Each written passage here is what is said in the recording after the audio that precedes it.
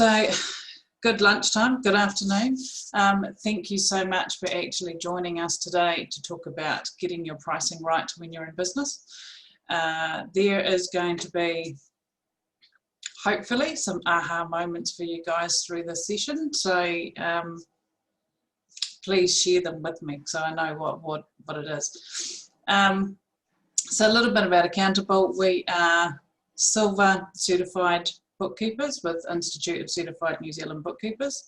We're now gold, zero partners, and we're also members of ATTAIN, so the Accountants and Tax Agents Institute of New Zealand. Why these organisations have long names, I don't know. We're also a finalist this year for the Zero Award, so that's really quite exciting. And we'll find out who the winners are early next year. So part of what we do here at Accountable is we do financial accounting. We also do bookkeeping for business owners, and we do business development, business planning, all that sort of stuff.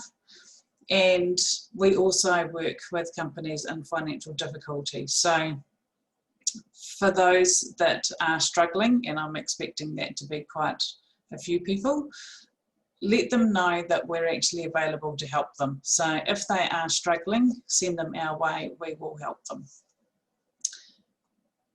So today we've got quite a few of you,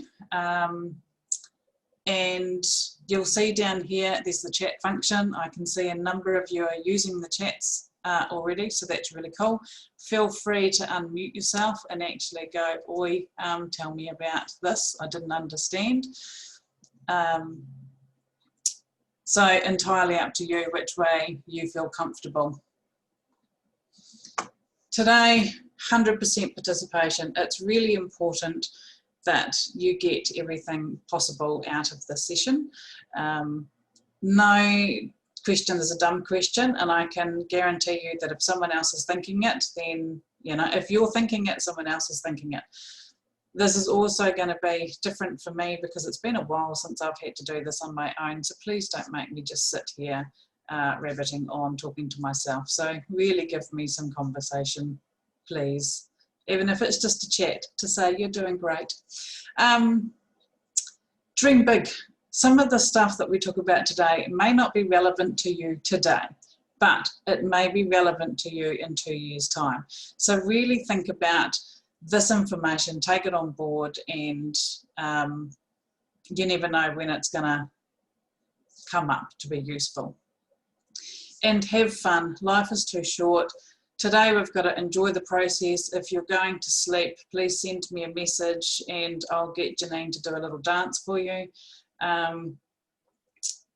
You know, when you're having fun, your mind is more open and you're more likely to remember what you've learned. So really keep engaging with this process, otherwise you'll go insane. So my favourite saying here, and this is where interactive, and hopefully my system works for me today, a truly successful business should provide the income to support the lifestyle you want and the discretionary time to enjoy it. So I've now got a poll here.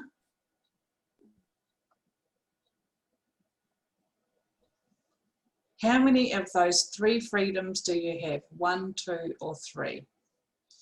So, do you have the income that you want to support the lifestyle you want to live? And do you have the time to enjoy it? Have you all got the poll in front of you? Yeah.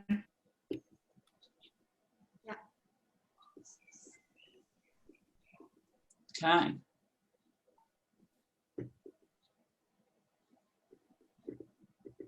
Okay. When you've voted, nod, so then I know when you've all done it.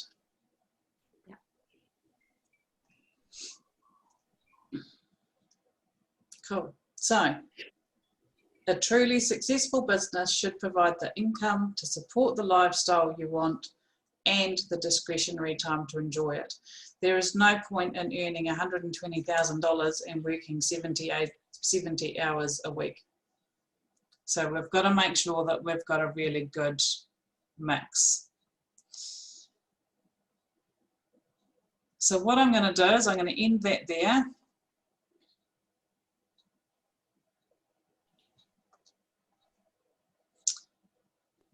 So it's fairly even split. I have not come across one that has all three freedoms. So whoever you are, you're a complete legend. Just saying that out there now. Generally, I find business owners have either one or two, but they really struggle to get the three. So today, pricing is actually going to be all about getting that right. So, cash flow, because cash flow is related to pricing. Cash flow is the lifeblood of a business. Poor cash flow is the #1 reason small businesses fail, with 82% of small businesses failing due to cash flow. So 82%, that's a really high number. Xero Small Business Insights, on average, 51% of small businesses in New Zealand were cash flow positive in 2019. So only 51%. And it'll be interesting to see what those figures look like now in 2020 due to COVID. Invoices were paid on average 8.3 days late in 2019. So if we've got your pricing wrong, and then you're going to wait an extra 8 days to get paid, your cash flow is really going to be screaming and hurting, and it's going to actually cause you some grief. So today we're going to be focusing on some of the 5 pillars of business growth. So if you get these right, then you have a solid foundation to build your business on. Last month, we talked about cash flow. So there's a video on our website where we did all about increasing cash flow and how to actually do your own cash flow template. Today, we're going to be focusing on increasing sales, increasing gross margin, and increasing profit. And next month, we will be focusing on the balance sheet and how to actually use the balance sheet to make business decisions. So, sounds incredibly boring. I'll try and make it fun, I'm sure. So 5 ways to grow sales, and this is where, once again, 100% interactive. Can you guys just jot down some ideas in the chat box, or if you're really brave, unmute yourself and tell me some ways that we can grow sales. Oh, looks like people are going to type. This is exciting.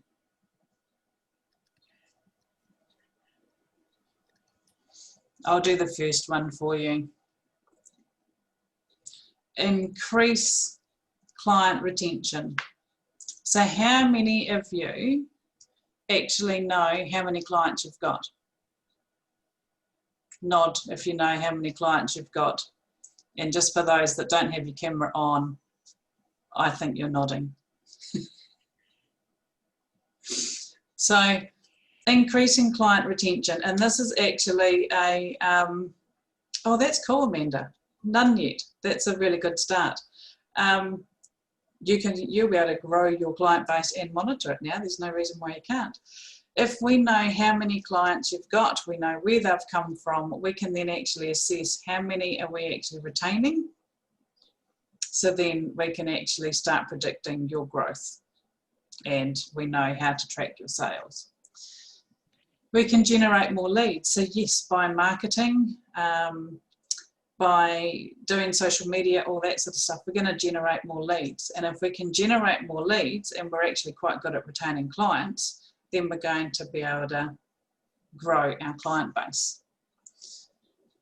Improve the sales process and convert more leads. So sometimes we need to look at how are we promoting ourselves to clients, and then we get them to the door, and then we've now got to convert them into an actual sale. So what is that process we're taking our clients on?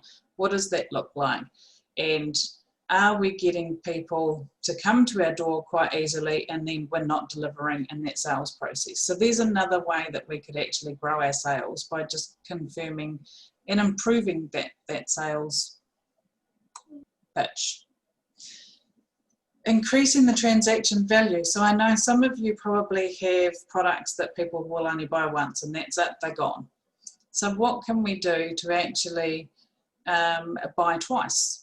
What can we do to get them to buy 3 times? If they're buying from you once every 6 months, can we actually get them to buy once every 4 months? Because then instead of having 2 sales a year, we're now getting 3 sales a year.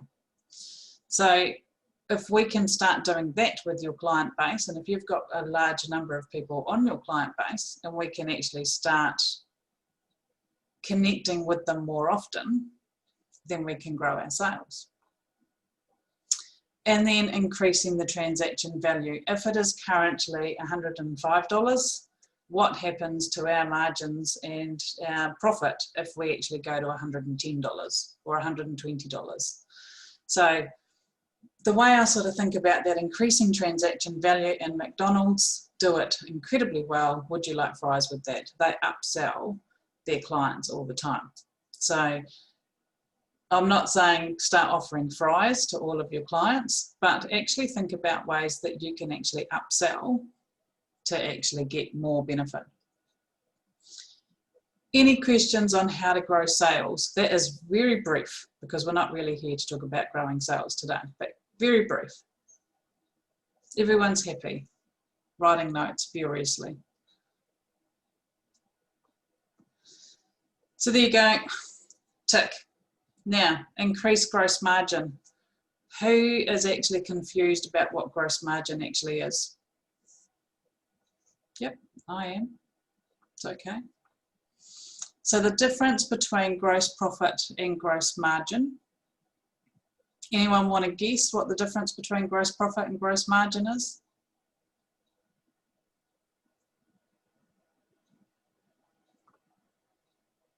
Meet Bob. Isn't he lovely? Bob manufactures shoe insoles and he sells them on Instagram. I just really like Bob. Oops, yeah, wrong way. Go back, there he is. So Bob's business, $100,000 of gross profit. His margin on that is 100%. His net profit's $40,000. His margin is 40%. So what the difference between gross profit and margin is, one is a dollar value, the other is a percentage. That's it. Sounds really, really complicated, but the difference is one's a dollar value, one's a percentage. So if you are working in Xero, you can actually run a report, add in percentages. You are now running a report with gross profit, net profit, cost of goods sold, all that sort of stuff. And by adding in the percentages, you're now adding in your margins. Does that make sense? So it's not as complicated as it actually seems. So if we are going to increase our gross margin by 2%, 2% is not much. Our profit is going to go from 40,000 to 42,000. Our overheads are going to stay the same, because all we're doing is changing our gross margin by 2%. Our gross profit goes from 70,000 to now 72,000. Any ideas why? I'm going to force someone to actually unmute soon. Seriously, I suck at numbers, and I've even done Nicole. accounting. You know you want to. Yeah, nah. Does my head in. That's it. I'm going quiet again. So the GP has gone from 70% to now 72, because we have increased our margin by 2%. And remember, our margin is our profit, is our percentage. So all we've done,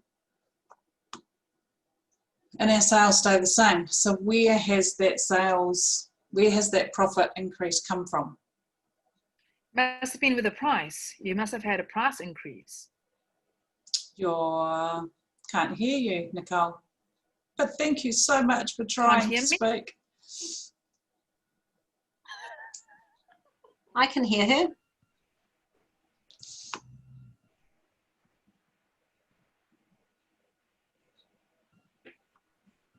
So the secret now? here is that we have actually improved the gross margin by reducing what?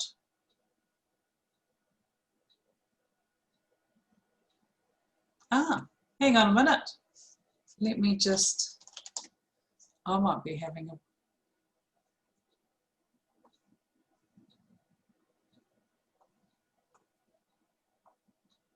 look at that. What an airhead. Now you can speak, Nicole, because I didn't have my headphones turned on. Now we can't hear you very well. Really? Oh, it's okay. You're just not as clear as you were. Yeah, I hear you very well. Is that better?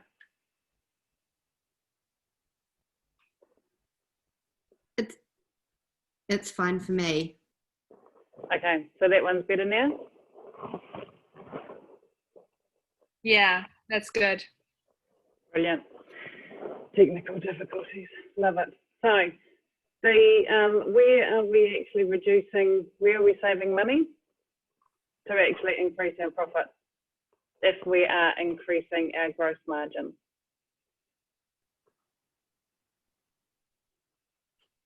Aren't you increasing, this is what Nicole said before, aren't you increasing price, not reducing anything? No. Hmm. So in this sense, we've got our sales staying the same. We've just reduced our cost of goods sold. Oh, yeah. So gross margin, if we actually reduce some of our expenses, we don't always need to put our price up. We can actually just analyse what we're actually paying to actually produce our product. So in this sense, we haven't increased our pricing because it's not always about increasing pricing. It's about actually analysing our cost of goods sold. It's about analysing our overheads and our expenses and all that sort of stuff to make sure that at the end of the day, we're walking away with money in the business. Does that make sense? Cool. Yeah. So 2% of gross margin equals $2,000 in gross profit. And what we've done is we've saved that by reducing our costs. We've gone and got better deals from our suppliers. We've actually found that we actually don't need to buy the gold premium plated widget to go along with our what's it. We've just gotten a little bit smarter about how we do things. So this is where I want to actually talk about discounting, because this is, I see it all the time where people say,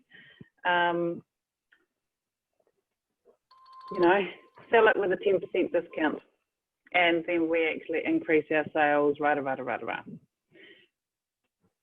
But I wanted to actually discuss this today, because if we can sell 10,000 units at $100, we make $1 million in sales.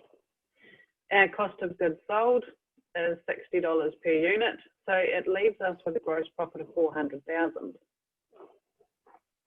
We can't sell some stock, so we're actually going to put a 10% discount on it, and we're going to have a sale. And so we're now going to sell our $10,000, but we're only getting paid $90 for it. Our cost has not decreased; it's still $60, but now we're only making $300,000 in profit. So we're still selling the same amount of stock. We're not making as much money because of that discount.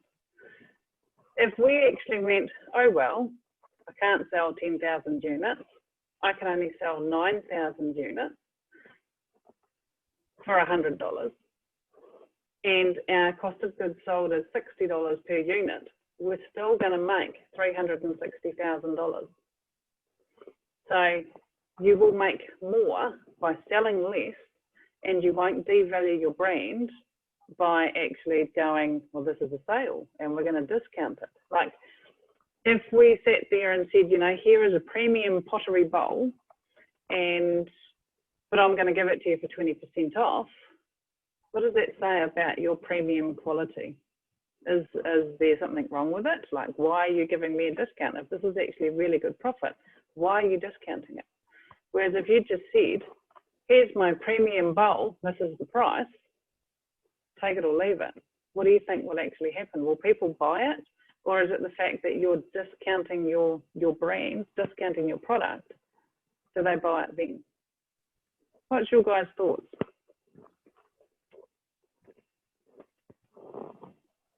Send me a message if you like.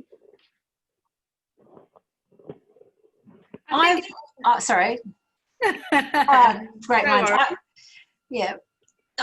I'm always hesitant to discount rather than add value. I always think, especially with what I do, if I discount, it means that, to me, if someone comes in and is prepared to pay full price, and then I can run a special, like I can run a promo or something that we bundle stuff together. But if I turn around and say, okay, next week it's 10% off, how does that make the people feel that I've paid the full amount? And do they then expect to get the discount retroactively? And does it actually undervalue what I'm doing? Does it make what I am doing, I'm sort of sending the message that actually I'm overpriced to start with?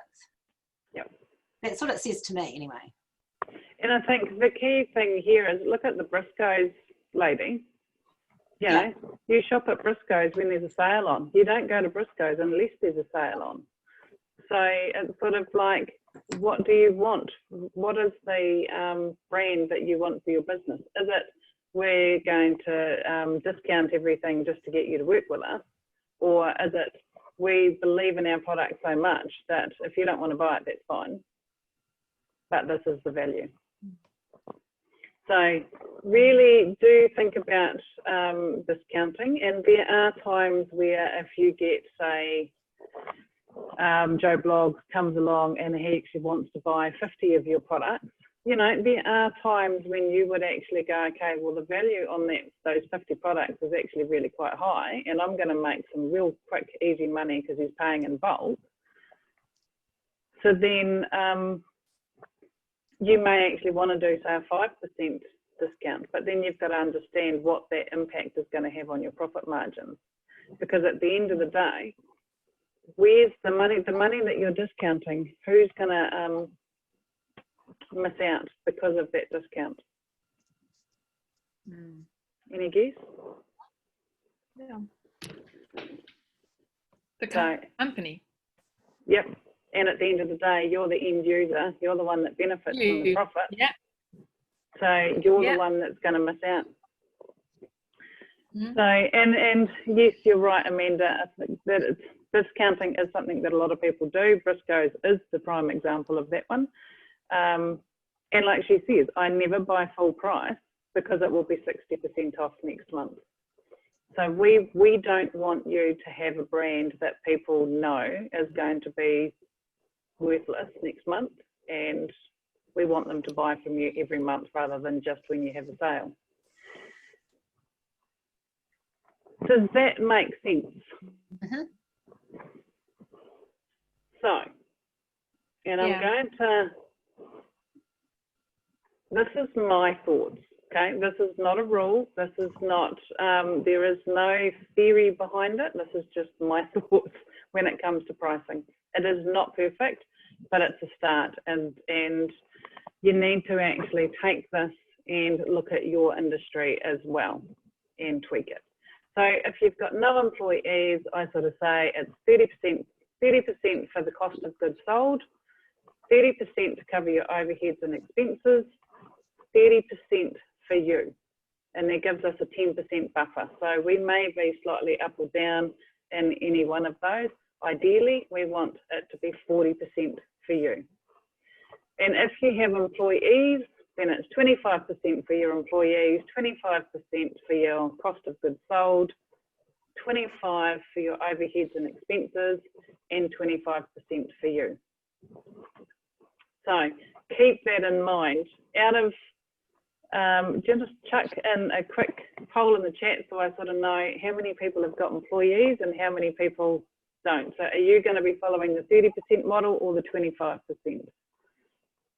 Chuck it in the chat.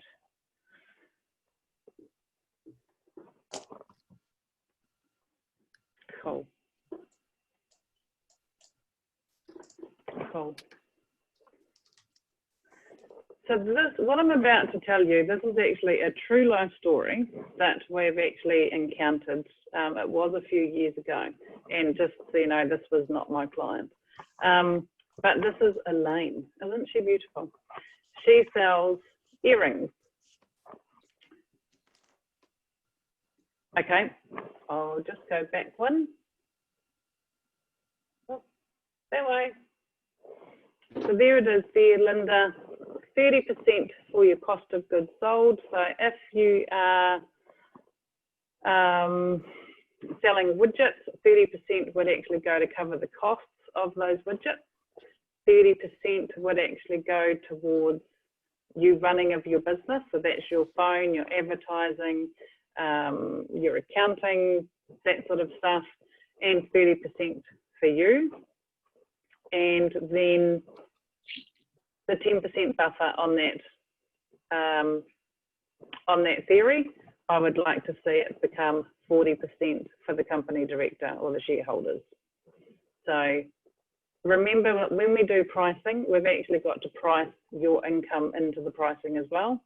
So it's not just overheads and expenses and the cost of goods sold. And if you've got employees, then it's 25% each. So, and that will make more sense shortly. So this is the beautiful Elaine. This is a true story. She sells earrings. And this was the actual true example. So the earring cost us 50 cents to bring into the country. So, you know, we would go out and buy 500 pairs of earrings. It cost us 50 cents. When we broke that down, the freight cost per pair of earrings was 5 cents. So for us to actually get this product into this country, it cost us 55 cents.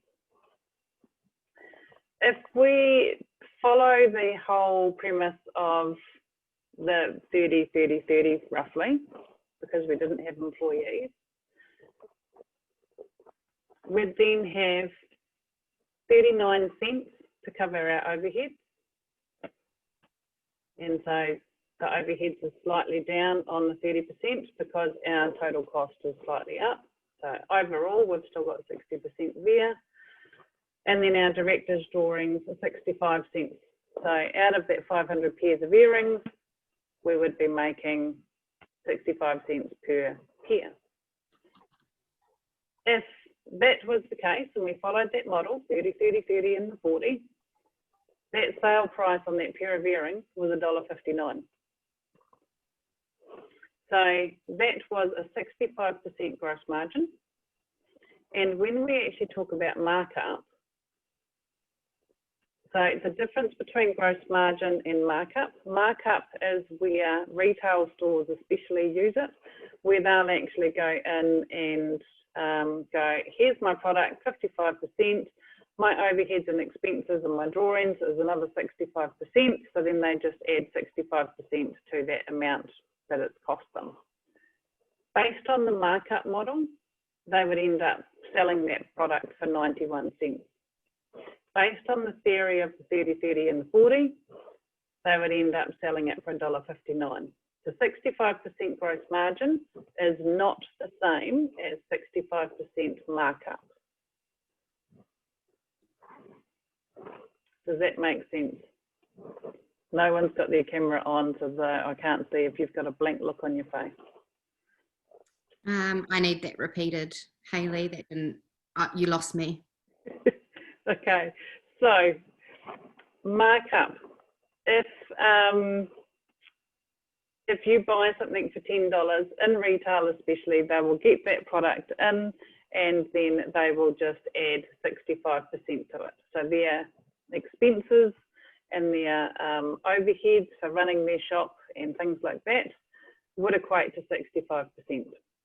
So let's say that's what they've decided to do. It might be that they've decided to do markup of 165%.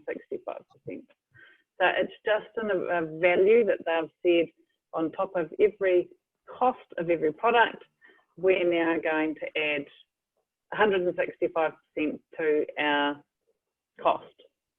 And that's how they work out what their sale price is going to be.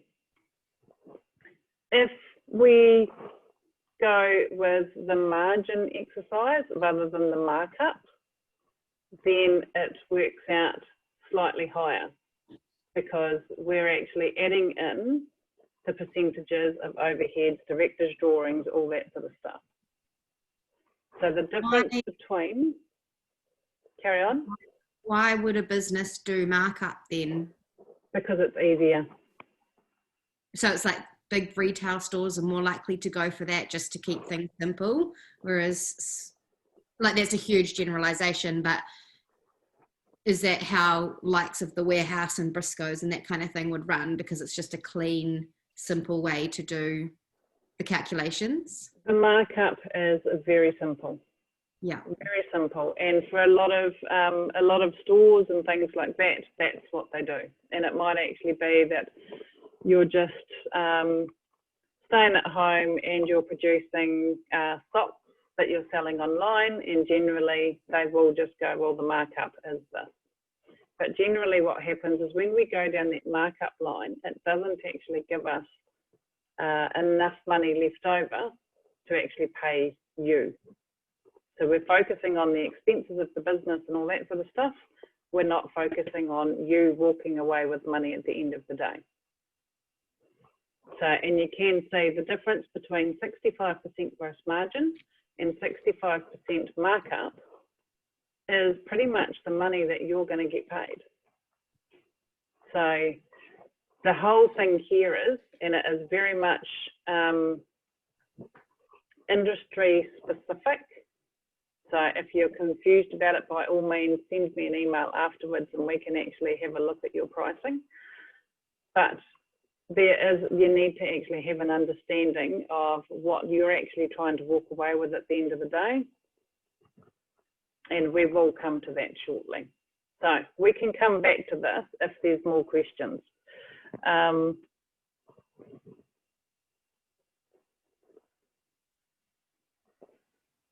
Sorry, I'm just reading a thing. I want to sell my product to cafes do a markup on my product of about 70%, exactly. It will not be feasible to charge them what I need to charge and then selling it at a cost. Okay, so we can I'll come back to that one, Amanda. So remember, this is a real life example of these earrings came in, it cost us 55 cents. We'd gone through, worked it out, our sale price was $1.59. We sold, well, hang on, we attempted to sell them for $5. So that means that we were making, on top of our 65 cents that we'd actually planned to make, an extra $3.41 for these earrings. So $5 for something that cost us 55 cents was actually pretty good value for us. Do you think we could actually sell those earrings at $5? No? Why? Perceived value. Yep. We could not move those in any way, shape or form. So what we ended up doing was increase the price to $20. Do you think we sold them? But you sold all of them. We sold all of them within a couple of days. Well, I was looking at that and going, holy crap, I wouldn't pay $5 for those. I'd look at them and go, they must be cheap shit. And I'd buy them if I was desperate for a costume for something. Yep. But I wouldn't buy them as a thing of any great value or worth or expect them to last longer than a night. Yeah, and they were actually really good quality earrings. The earrings were actually sterling silver, really good quality. For $20, I'll buy some now. Are there any left? So, and I think this exercise, I think what I really want to challenge you guys on is your pricing. Like, you may sit there and go, well, I'm actually really happy to make $5 per pair of earrings when I've got 100 of them or 1,000 of them. Can I put my hand up and say something? Sorry, yes, I've become totally vocal. I found my voice. I had my coffee. I've just done an exercise on a product that I sell, right? And I don't always carry it in my clinic, but I usually kind of do an order once a month and get a whole few bits and pieces in. But I've just had a look at it, and using the margin, like the recommended retail on this product is $33. And so that's what I've been selling it for, because I generally just go with what the supplier recommends.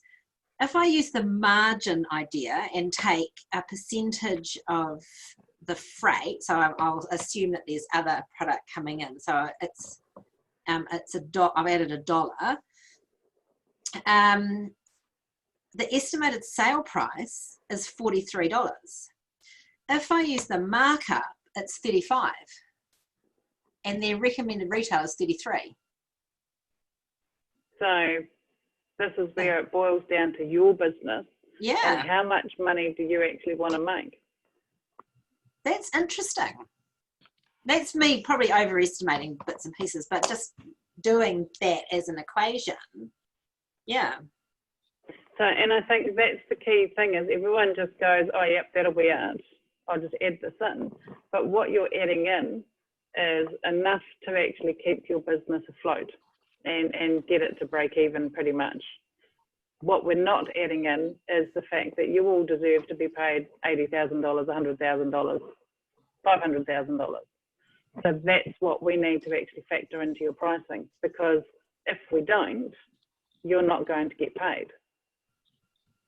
Yeah. And that's what I see a lot in small business owners is they do all this pricing and this is what it's worth and this is the value.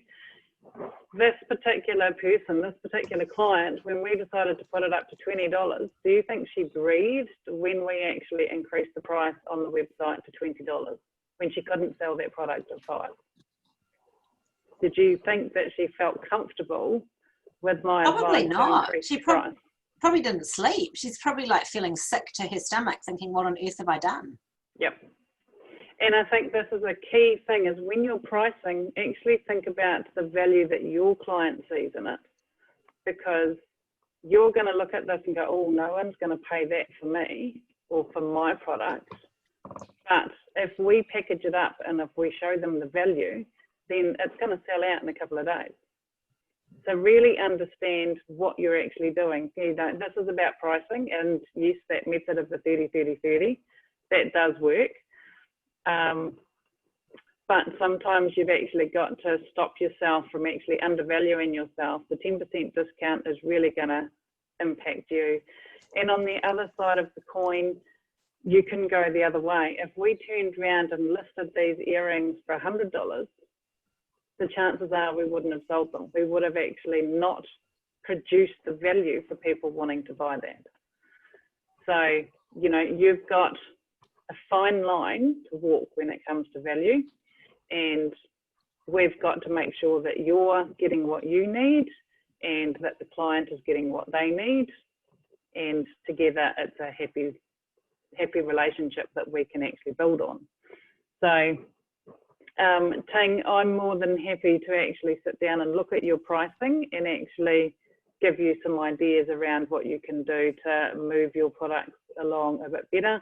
And it might actually be that you just haven't packaged the value well enough. You haven't communicated the value of your product to actually get someone to buy it yet. So, break-even analysis. Traditionally, break-even, and it's always been this way, and I don't agree with it because I don't agree with much when it comes to the old way of doing things. Traditionally, we've always looked at your break-even point, and that is where your sales actually cover the cost of your product. Brilliant. So if I sell 5,000 widgets, then the income that I receive covers the cost of creating that 5,000 widgets. We actually need to look at the amount of money that you want to get paid. If you want to get paid $80,000, then that becomes your break-even. Like, there is no point in being in business if you're going to work for free. So, for example, if your gross profit is 60% and your total cost is $300,000, then your break-even point is $500,000. And if you're running zero, you can quite easily run these figures and just add in percentages into your report. And there is actually a webinar on my website showing you how to run those reports in zero. But if we need $50,000 to reduce debt, or if you want to actually go to, I used to use travel as an analogy, I need to find something else now. If you want to buy a new car and that's going to cost you $35,000, then we need to add that to your actual cost. So then this example here, if we need to reduce debt by 50 grand, then your break-even point will increase to $583,000. So that means that we've now got to sell more widgets to get to 583,000 before we break even. You're as important as the cost in your business. So you are a cost.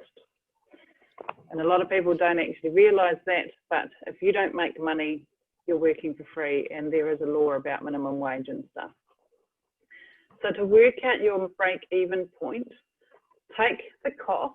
So take the cost of your business. So it might actually be that you want to add together your total overheads and expenses and your cost of goods. And then we divide it by your gross profit margin. So it would be, say, 60% or 40% or 30%. And then that is what is going to tell you what your income needs to be for you to be successful and achieve what you want. Question: if we do this calculation and it says that we need to have a turnover of $2.3 million, what do we do? Do we just, and you know, we're not going to get $2.3 million. Do we just accept that and go, oh, well, I just can't get paid and reduce our sales? Or what do we do?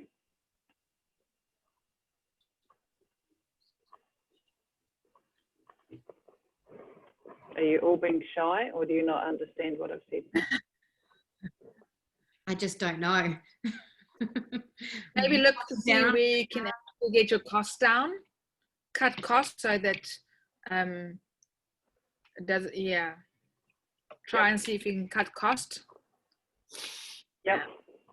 Yep. And I think, you know, look at your cost of goods. If you've grown your business and, you know, you might actually be able to go and do bulk purchasing somewhere, which reduces down our costs.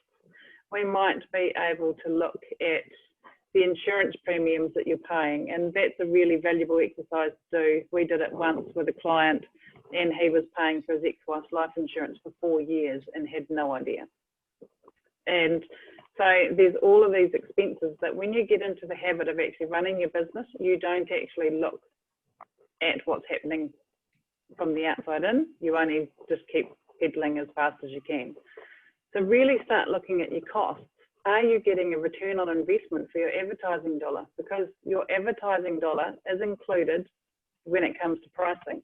If we don't include advertising, then we don't have any money to actually pay for advertising if we haven't included that into our price that we're going to sell our products for. So if we're going to go and spend $20,000 on advertising, what is our return on investment? Are we actually getting, you know, $100,000 worth of sales from that $20,000 of advertising? If we're not getting a return on investment, then we need to actually think about what could we be doing that's better? Because why keep spending 20 grand if we're not going to get a return on that? And you know, at the end of the day, if it still comes through, you've cleaned out all your costs, and I'm just saying now, be very careful, and the businesses always see this, their accountant is a cost. A good accountant will actually help you grow your business, and this is not a plug from me in any way, shape or form, but really look at what you're actually getting for your value, for your money. If you do not get value for it, then consider actually not paying that and looking for a different supplier. So it might be that you're currently paying $100 for your mobile phone. Actually, I could go to 2 Degrees and get it for $50 or something along those lines. So really be quite critical, but don't cut costs for the sake of cutting costs because you think that's the best way for you to make money. If you take out too much support out of your business, you'll end up going backwards instead of forwards. Does that make sense? Have I just rambled too much? You have to tell me because I just start talking. Yes. Yay. Makes perfect sense. Your actions and some projects And you have to start this now. Write down 3 actions or projects that are going to add value to your business. And pricing is one of them. If you get your pricing right, you can achieve whatever it is that you want to achieve. So really, I challenge you all to sit down and actually look at your pricing. Have you been using the gross margin model? Have you been using the markup model? Have you just whipped a figure out of the air and gone, oh, that looks good, I'm going to charge that? And there's also a really awesome TED talk, I actually love it, Casey Brown, Know Your Value. So it's only 8 minutes, and it is very much around knowing what you're actually delivering to your clients and actually being prepared to charge for it. So that can be another action, actually. Go and search that TED talk. A problem is an opportunity to create a project. So if there is a problem in your business right now, that is a huge opportunity for you to go and develop something which overcomes that problem. And remember, doing nothing is simply not an option, because I can tell you now, if you do nothing, in 12 months' time, you're still going to be doing nothing, and you possibly would have gone backwards instead of forwards. And I think one of the key things for me and what I'm seeing in our clients is those who are being really proactive and really analysing their business are doing extremely well in these COVID times. So really keep an eye on it. We can help you with cash flow forecasting, cash flow management coaching, business planning. And, you know, I always sort of say to people, if you've got a question in your business, by all means, get in touch. I'm more than happy to sit down and actually talk to you and answer any questions you've got about your business. We are registered providers with the Regional Business Partner Network. And if you are in business prior to COVID hitting, then you may actually be eligible for 100% funding. So don't sit there and just think you're too small. You do matter, and you can actually get help to actually grow your business and answer all these questions. So take every opportunity that is actually available to you in these current times. Your next steps: set some time aside to work on your business. So you now know the 30-30-30 model. You now know the 25 times 4. You now understand the difference between gross margin, gross profit, and the markup methods. So really actually analyse what it is you're doing. If you are just selling labour, then you still need to work out what it is that you actually want. And so where I've said set aside some time to work on your business, you also need to start thinking about what it is that you personally want. And I always say to people, if you don't have a personal goal, then you're probably not going to go very far in your business. But if you want to actually go on a cruise through Greece, and that's going to cost you $50,000, and if I get my business to do this, this, and this, and this, you're going to get that, because that is what you personally want. If you want to be the best business in the world, yeah, you know, who's going to tell you that? How are you going to quantify that? So really set some goals and think about what it is that you personally want. Once you know what you're trying to achieve, getting your pricing right is going to be easy, because you're going to be more than happy to actually charge $50 instead of $25.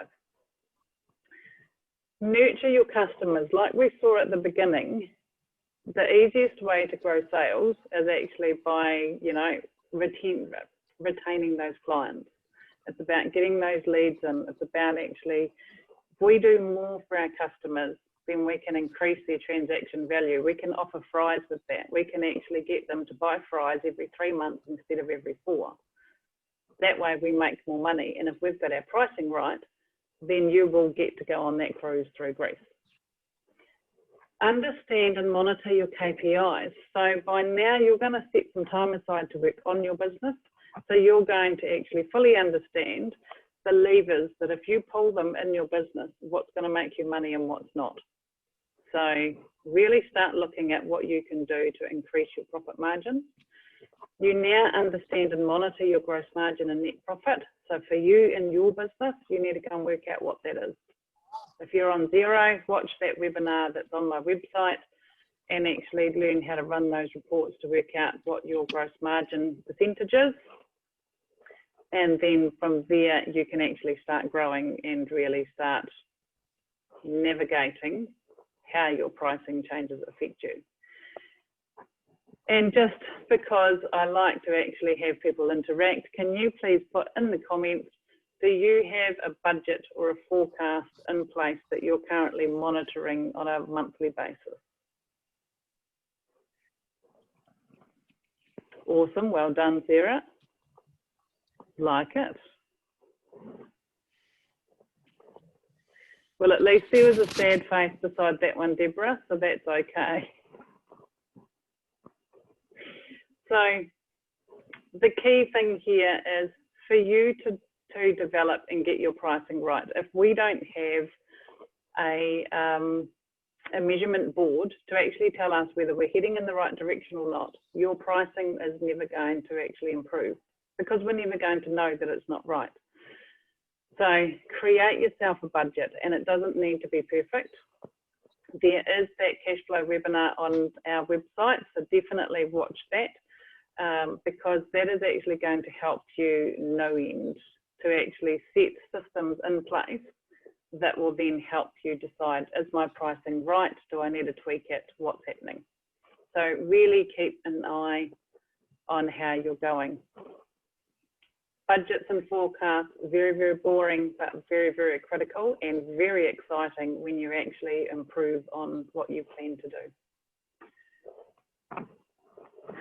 Questions?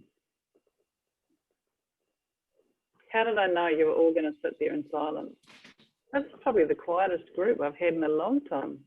Is it me? So no questions at all.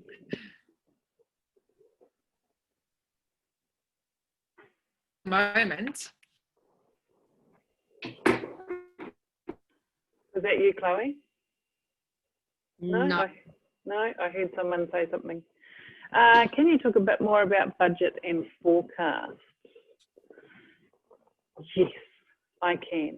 So your budget is what you aim to achieve. So your budget is sort of your roadmap to success.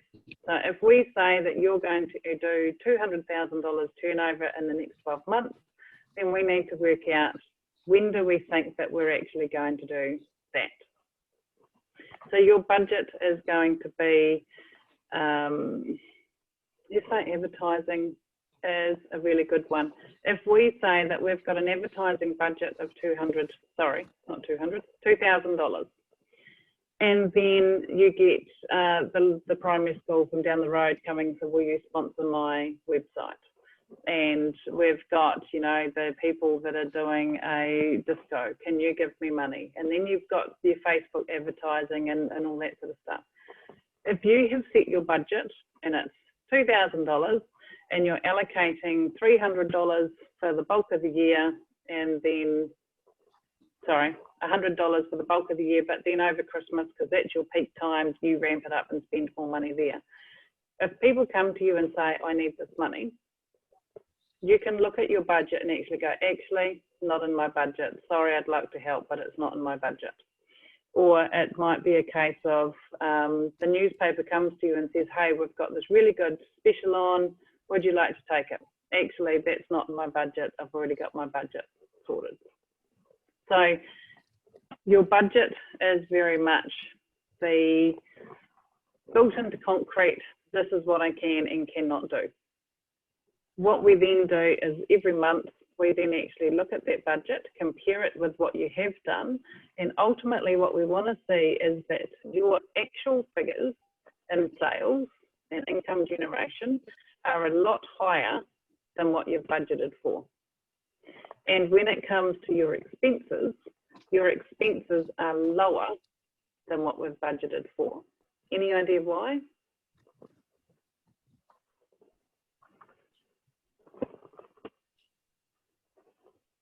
Well, that will increase your profit margin then, isn't it? Yes, exactly. So, and I think that's the key thing. So it's really exciting when you say, I'm going to do $20,000 and you actually do 22. It's actually really exciting to go, woohoo, I did incredibly well. And when you actually run these reports and you look at it and you go, so I was going to spend $500 on motor vehicle expenses.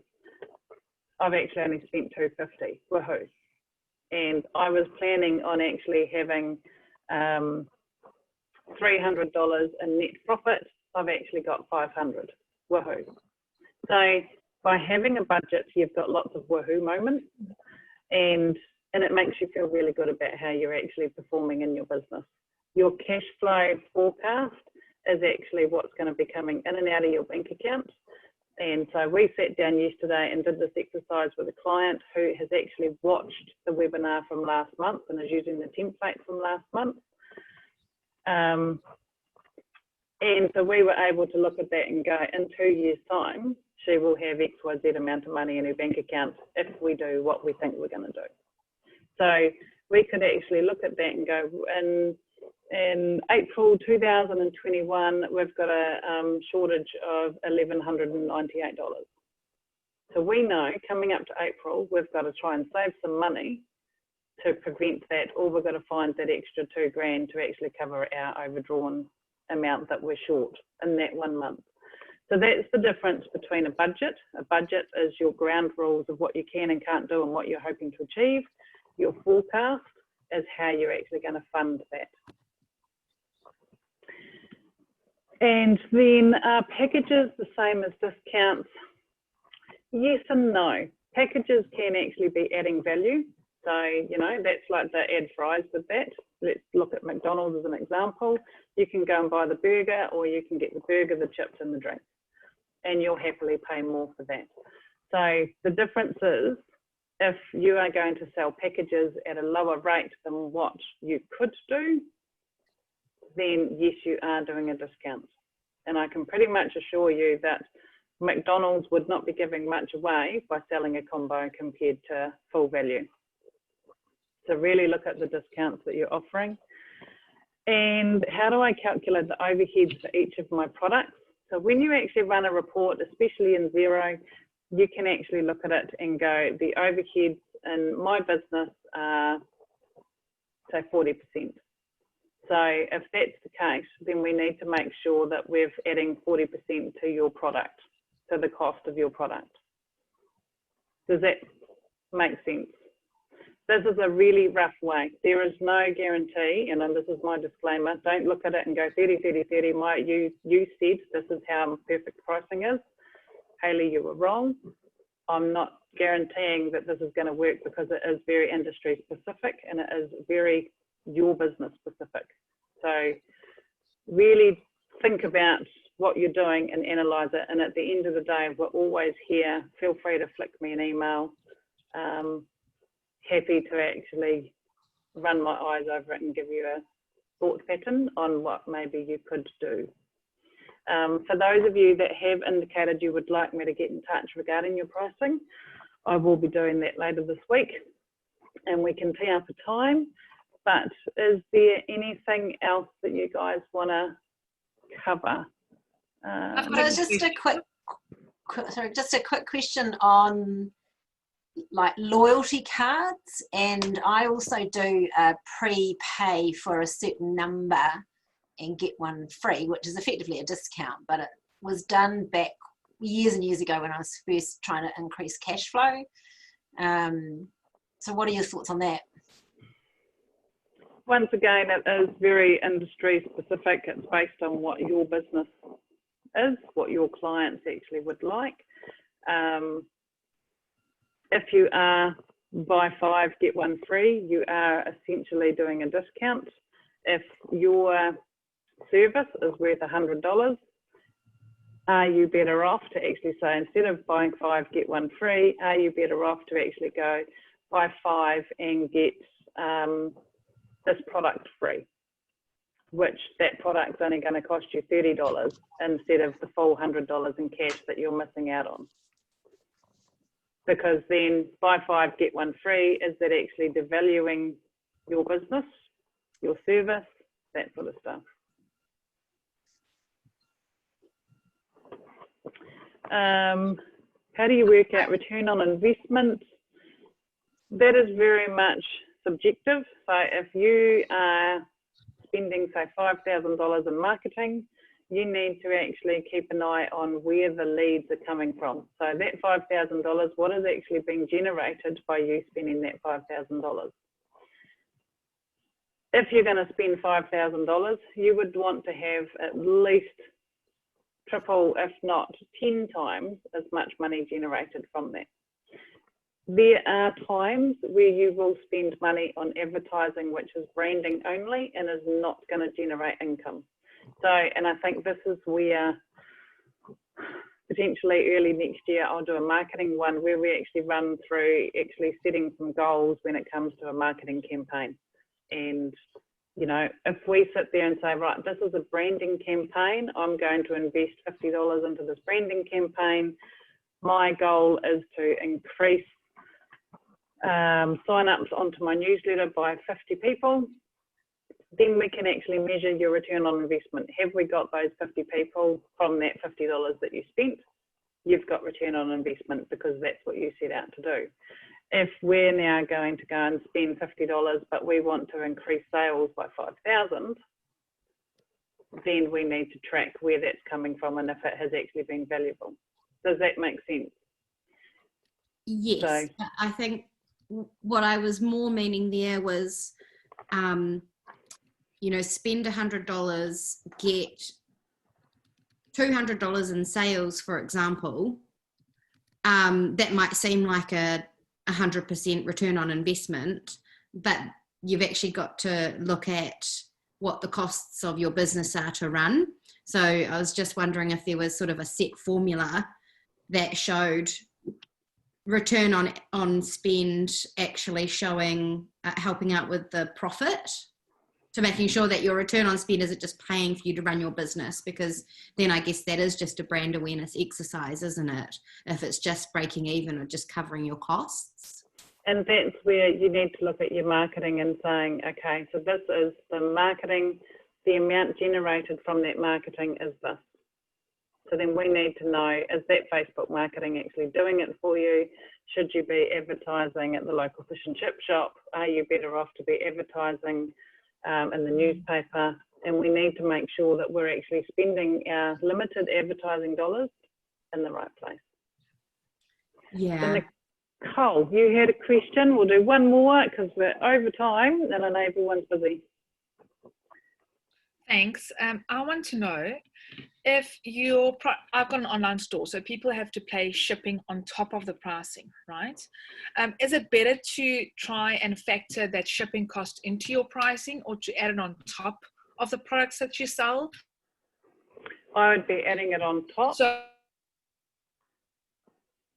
that, like, that's what we've done, but people really seem to be complaining about it, probably because the amount, so the product costs $6 and then they end up having to pay, especially if there's rural involved, they've got to pay like $9 for shipping. That doesn't make sense though. So that's where you can actually start doing the value pricing and actually going, instead of buying one, you buy a pack of 5 or whatever. And then when you get them to a certain number, you could potentially start looking at doing free shipping. Because if you're already selling that product at $6, and now we're going to add in the freight, which is $9, then that's now, that $6 product has now become a $15 product. Is it worth that?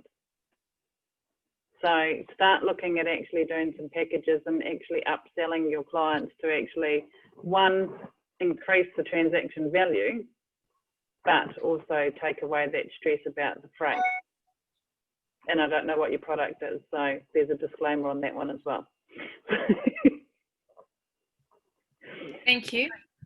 So thank you so much for actually attending. Next month will actually be balance sheet, and at this stage, November, we have actually got Fiona Fraser joining us to do a webinar on PR and how to actually get your business out in the